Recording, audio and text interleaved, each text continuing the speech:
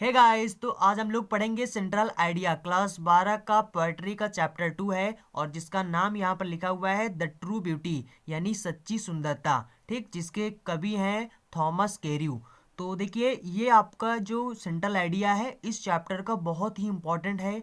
ये आपके क्योंकि ये बार बार एग्जाम में आपके पूछा जाता है। ये 2011 से 2020 तक लगातार पूछा गया है। ठीक, तो इसलिए ये बहुत इंपॉर्टेंट है, इसलिए आप लोग इस चीज को ध्यान से पढ़ लीजिए। ठीक, तो यहाँ पर सबसे पहले लिखा हुआ है central idea of the poem, यानी कज इस पोएम का ये सेंट्रल आइडिया है। तो चलिए यहाँ पर पढ़ते हैं। यहाँ पर लिखा है इन दिस पोएम, मतलब इस पोएम में, इस कविता में यहाँ पर लिखा है द पोएट यानी कवि ग्लोरीफाई करता है, glorifies the spiritual beauty. Glorify का मतलब होता है बढ़ा चढ़ाकर कहता है, यानी प्रशंसा करता है किसकी? द स्पिरिचुअल ब्यूटी, यानी कि जो स्पिरिचुअल का मतलब होता है आध्यात्मिक जो सुंदरता होती है। ब्यूटी का मतलब होता है सुंदरता, स्पिरिचुअल मतलब होता है आध्यात्मिक।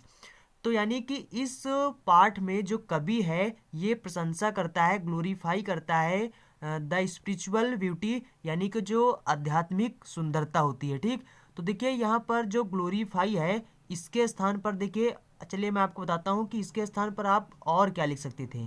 ठीक, तो देखिए इसके स्थान पर आप लिख सकते हो जैसे कि, जस्ट 1 मिनट, इसके स्थान पर आप लिख सकते हो, यहाँ पर इसके स्थान पर आप प्रेज लिख सकते हो। जस्ट 1 मिनट, तो देखिए इसके स्थान पर आप प्रेज लिख सकते हो। इसके अलावा आप इसके स्थान पर लिख सकते हो लॉर्ड भी लिख सकते हो, लॉर्ड लिख सकते हो। इसके अलावा भी आप लिख सकते हो, एक बहुत अच्छा है, आप इसके स्थान पर एक्सटोल भी लिख सकते हो।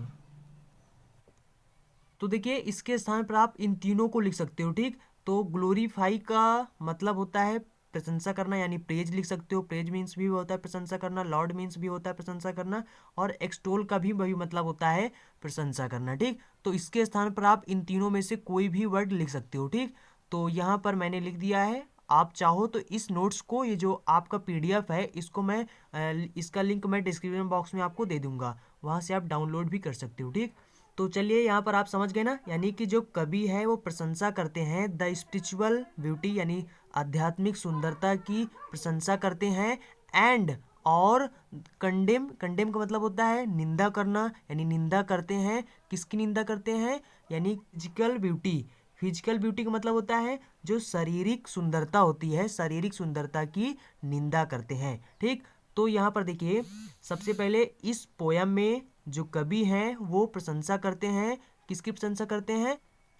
स्पिरिचुअल ब्यूटी की, यानी प्रशंसा करते हैं, और निंदा करते हैं जो यानी कि जो शारीरिक सुंदरता है। ठीक, तो देखो इसका मतलब से शारीरिक सुंदरता क्या होती है। देखिए आपके शरीर में, आपकी शरीर कैसी दिख रही है, ठीक, वो जिस तरह से दिख रहा है वो सब जो जो आप अपने आंखों से देख रहे हो, जो देखते हो, ये सब क्या होते हैं? ये सब शारीरिक सुंदरता होती है। और जिस चीज को आप देख ना पाओ, सिर्फ उसको महसूस कर पाओ, तो वो सब क्या होता है? स्पिरिचुअल सुंदरता होती है। ठीक, तो स्पिरिचुअल का मतलब होता है आध्यात्मिक, आध्यात्मिक का मतलब जो आपके अंदर हो, जिसको आप देख ना सको, जिसको सिर्फ आप फील कर सको, वो होता है स्पिरिचुअल ब्यूटी। ठीक, और फिजिकल ब्यूटी का मतलब होता है जिसको आप अपनी आंखों से साफ साफ देख सको, जो आपकी आंखों से साफ साफ दिखाई दे। ठीक, तो देखिए यहाँ पर जो स्पिरिचुअल है इसका सेम उल्टा क्या है? फिजिकल। तो ये दोनों आपस में क्या हो सकते हैं? एंटोनिम। तो एंटोनिम जब आपसे पूछा जाए तो स्पिरिचुअल का आप बता देना फिजिकल। ठीक, यहाँ पर एक और वर्ड आया है, यहाँ पर ये कंडेम। कंडेम क्या होता है? चलिए मैं आपको इसको भी बता देता हूँ। तो देखो इसका मतलब होता है निंदा करना। अच्छा, इसके स्थान पर आप क्रिटिसाइज भी लिख सकते हो। ठीक, और या फिर सेंसर भी लिख सकते हो, या फिर कैस्टिगेट भी लिख सकते हो। ठीक, तो आप समझ गए ना, यहाँ पर क्या है? इसका मतलब होता है निंदा करना।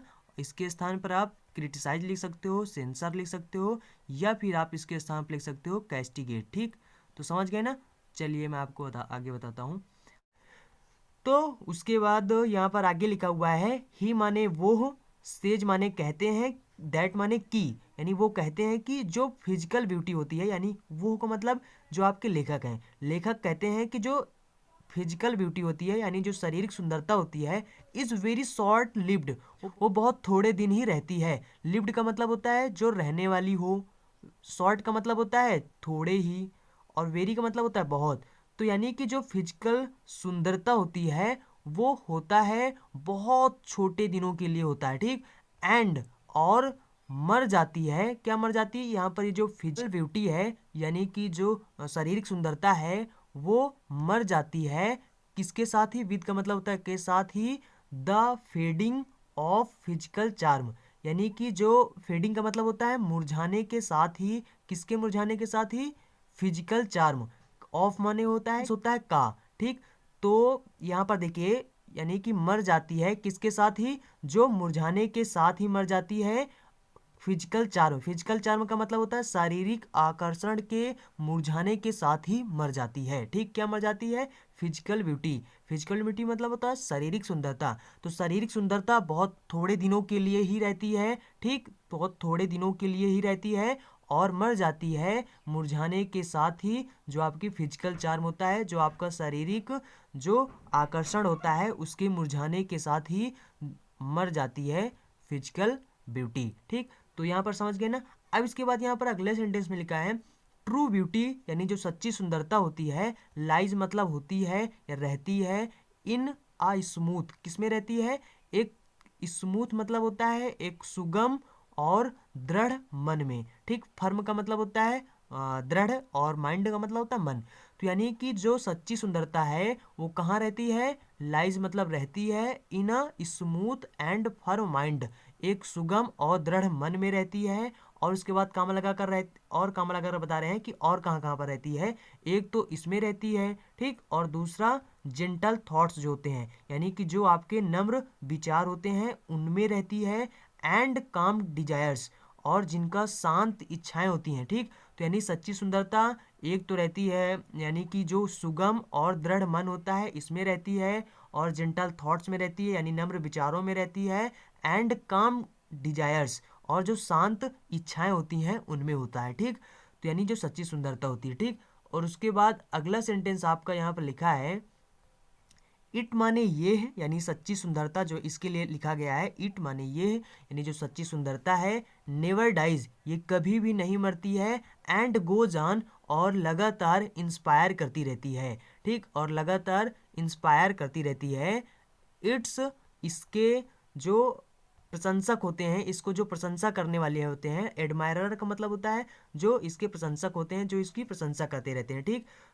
विद द रिन्यूड किसके साथ ही, एक नए जोश और फ्रैग्रेंस, फ्रैग्रेंस का मतलब होता है सुगंध, एक नए बल, देखो विगर का मतलब होता है बल, शक्ति या फिर जोश, आपके अंदर जो एनर्जी होती है वो क्या होता है, विगर होता है, ठीक। तो उसी को बोलते हैं विगर। तो यानी कि ये गोजान, गोजान का मतलब होता है, अभी मैं आपको समझाता हूँ गोजान क्या होता है, ठीक। तो ये लगातार इंस्पायर करती रहती है। इट्स माने इसके, इट्स क्यों आया है, तो देखिए यहाँ पर क्योंकि आपका सब्जेक्ट इट है इसलिए यहाँ पर इट लिखा गया, इट्स लिखा गया, ठीक। तो यानी कि ये प्रशंसा करती रहती है किसका, इसके जो प्रशंसक होते हैं, इसको जो प्रशंसा करने वाले होते हैं उनको इंस्पायर करती रहती है, ठीक। एंड यहाँ पर लिखा है विद रिन्यूड, और कैसे प्रशंसा करती रहती है, एक नए, रिन्यूड का मतलब होता है एक नए, विगर मतलब एक नए शक्ति से, एंड खुशबू से यानी जो सुगंध होता है, ठीक। एक नए शक्ति और सुगंध के साथ इसके प्रशंसकों की यानी इसके प्रशंसकों को इंस्पायर करती रहती है, ठीक। उसके बाद यहाँ पर देखिए आपका सबसे पहले फ्रैग्रेंस समझिए, ठीक, ये फ्रैग्रेंस क्या होता है। तो चलिए इसके स्थान पर देखिए और क्या आप यूज कर सकते हो, तो इसके स्थान पर आप लिख सकते हो, देखो इसका मतलब होता है सुगंध, और इसके स्थान पर आप सेंट लिख सकते हो या फिर परफ्यूम लिख सकते हो, ठीक। यहाँ पर हम परफ्यूम भी लिख सकते थे और सेंट लिख सकते थे, ठीक। तो और यहाँ पर एक और वर्ड आया है विगर, विगर का मतलब क्या, मैं इसको भी आपको बता देता हूँ। तो देखो विगर का मतलब होता है बल या शक्ति, ठीक, या फिर जोश जो होता है, ठीक, उसको बोलते हैं। आपके अंदर जो स्ट्रेंथ होती है, आपकी जो शक्ति होती है, जो आपका जोश होता है, पावर जो होता है, जो एनर्जी होती है, उसको बोलते हैं विगर, ठीक। तो समझ गए ना। तो इसके स्थान पर आप इसको भी लिख सकते थे, इसको भी लिख सकते थे, पावर भी लिख सकते थे और एनर्जी भी लिख सकते थे, ठीक।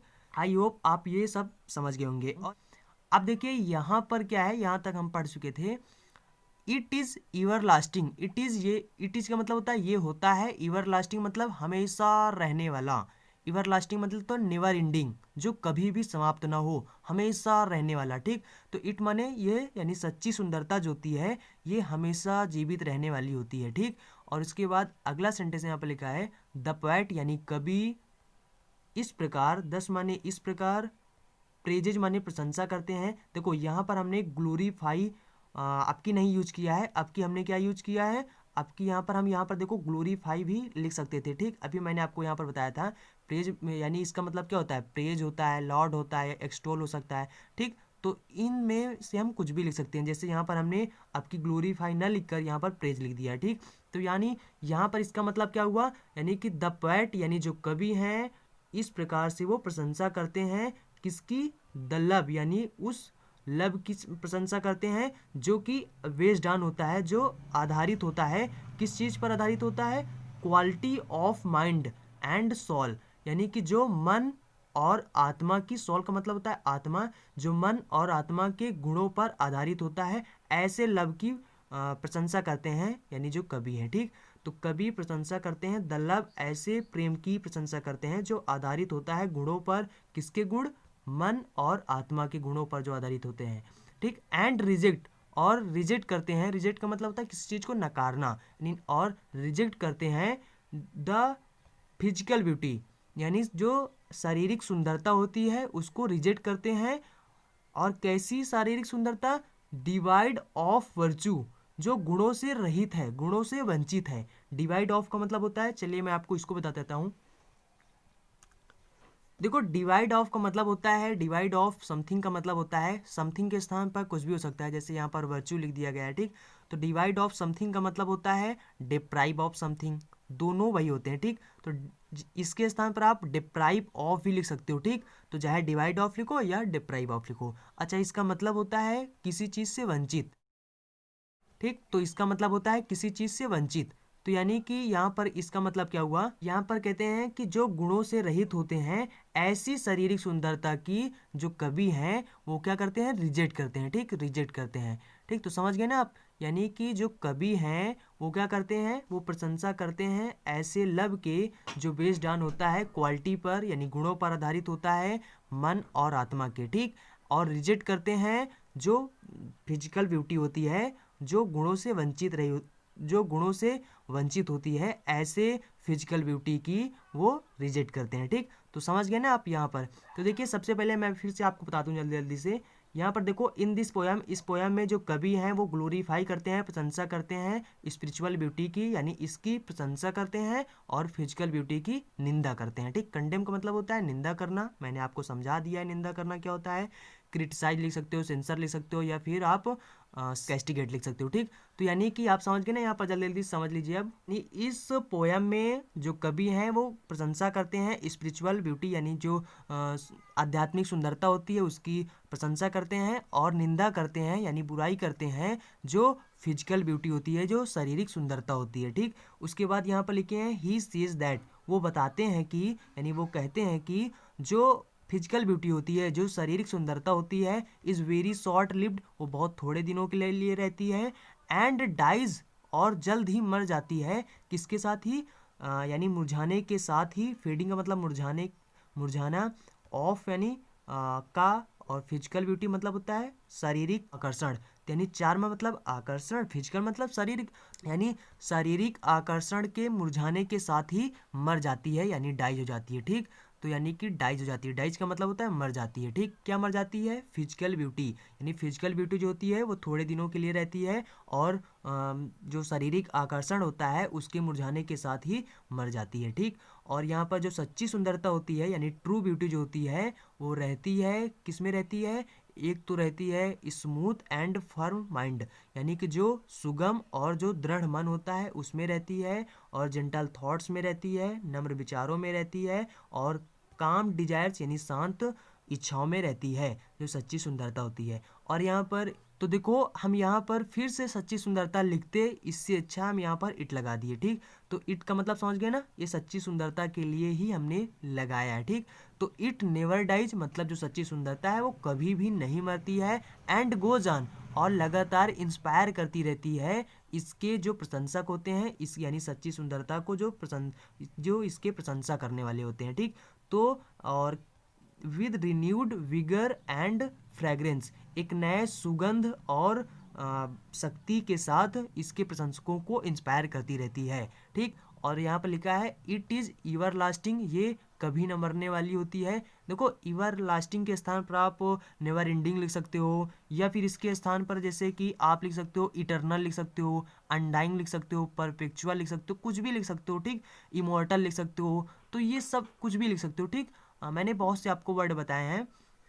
सस्टेन्ड लिख सकते हो, नॉन स्टॉप लिख सकते हो, कुछ भी लिख सकते हो। ठीक, और यहाँ पर लिखा है, उसके बाद लिखा है द पोएट यानी कवि 10 माने इस प्रकार, प्रेजेज माने प्रशंसा करते हैं, इसके स्थान पर आप ग्लोरीफाई भी लिख सकते हो। ठीक, तो यानी प्रशंसा करते हैं। द लव, ऐसे प्रेम की प्रशंसा करते हैं जो आधारित होता है मन और आत्मा के गुणों पर।